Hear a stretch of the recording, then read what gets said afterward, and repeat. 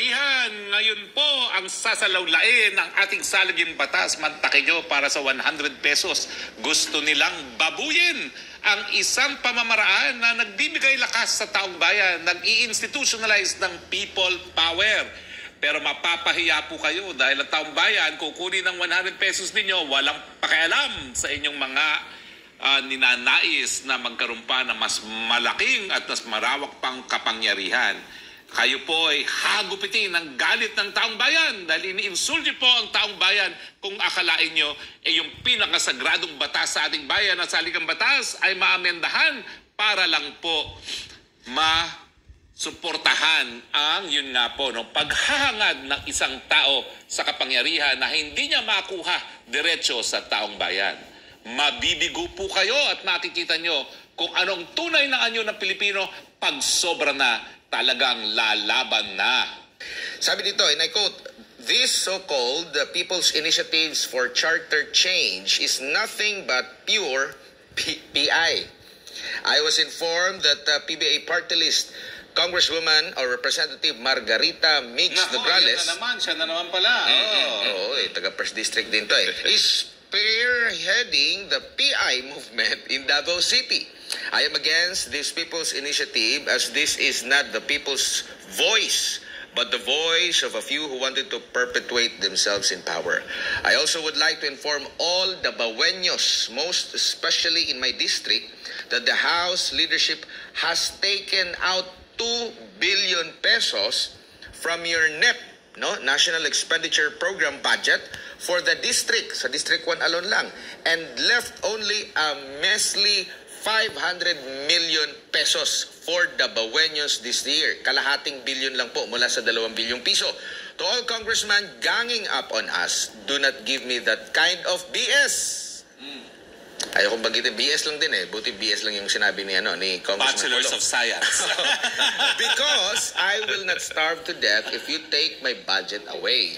Ang kawawa is yung mga Dabaweños na bumoto kay PBBM. I also heard from reliable sources that even the senators are explicitly requested to refrain from putting projects in my districts. Hindi ako luluhod sa inyo para mabigyan ng proyekto, lalo na at may 30% pang kinukuha ang isang peking Panginoon. 13%, kay tambalos-los yan. Sino kaya itong peking Ay, Panginoon? naku, lagot ka. Again, ang kawawa ay ang mahal kong mga Dabaweño. I have kept my silence all through these months since I do not want my constituents to suffer from the dirty politics in the House of Representatives. To all Dabaweños, do not sell your soul for a mere 100 pesos or 10,000 in exchange for your signature. If you want to follow the minions of the person, isa lang, dreaming to be great in Congress, to perdition, that is your choice. Ayan na. Congressman Paul. Ang talaga namang mga gahaman sa kapangyarihan. Ngayon po, ang sasalawlain ng ating saliging batas, mantakin nyo para sa 100 pesos. Gusto nilang babuyin ang isang pamamaraan na nagbibigay lakas sa taong bayan, nag-i-institutionalize ng people power. Pero mapapahiya po kayo dahil ang taong bayan kukunin ng 100 pesos ninyo, walang pakialam sa inyong mga ninanais na magkaroon pa ng mas malaking at mas marawak pang kapangyarihan. Kayo po ay hagupitin ng galit ng taong bayan dahil ini-insulti po ang taong bayan kung akalain nyo yung pinakasagradong batas sa ating bayan at saligang batas ay maamendahan para lang po masuportahan ang yun nga po paghahangad ng isang tao sa kapangyarihan na hindi niya makuha diretso sa taong bayan. Mabibigo po kayo at makikita nyo kung anong tunay na anyo ng Pilipino pag sobra na, talagang lalaban na. Ang di ko na maintindihan, again, Mr. President PBBM, naku po, ang Speaker of the House, nananatiling Speaker dahil sa inyong suporta. Huwag nyo naman pong payagan na babuyin ang ating mga proseso na nakasaad sa ating saligang batas. Tama po yan. May karapatan ng lahat na magsabi, magbigay ng suhestyon kung paano babaguhin ang saligang batas. Pero una-una, wag naman po sa mga pamamaraan na sinasalawla yung ating mga institusyon. Mantakin mo, People's Initiative, naging Congressional Initiative, at saka hindi pa yan. Constitutional Amendment for sale. Hindi pa ba sapat na napakadami ng mga politiko na binibili kanilang mga posisyon? Pati ba naman yung pagbabago sa saligang batas, bibilhin sa taong bayan? Abaw! Nako mga taong bayan, Grabe. panahon na po para magalit. Sobra na po. Yung mga ginawa nila, pagtanggal sa budget ng Vice President, yung liliti sa ating dating presidente at sa ating VP sa ICC, siguro po, lahat yan ay mga issue lang ng politika. Pero pagdating po sa saligang batas, Yan. Narinig nyo ang boses ni Harry Roque.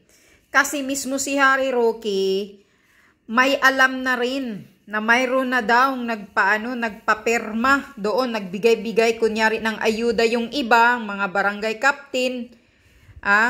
Tapos na may nagbibigay ng 100 pesos. Tingnan mo kung gaano kababoy itong hinayupak na tambaluslus.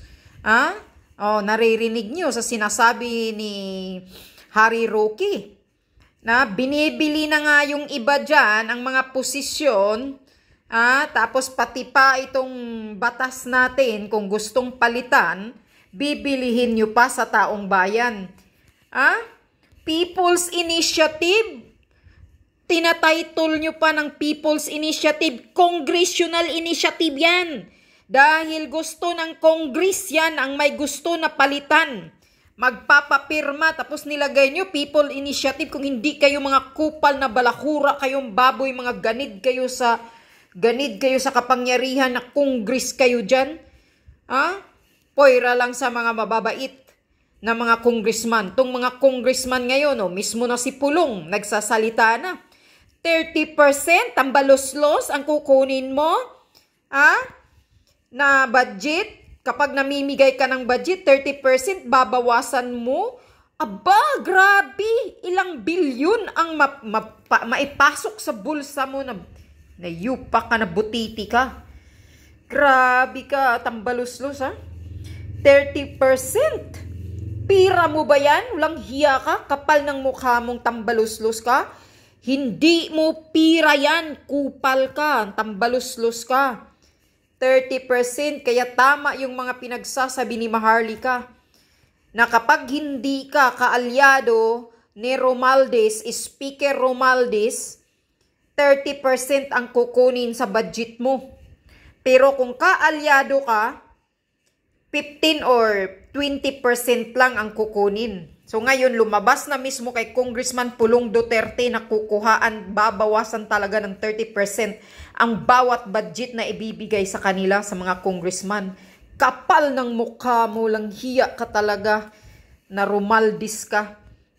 At ikaw, Kuting, BBM, wag kang manahimik dyan at wag mong pababayaan yung pinsan mong ganid sa kapangyarihan, gutom sa kapangyarihan yung animal na yan, wag kang magtahimik-tahimik lang, tanggalin mo yan.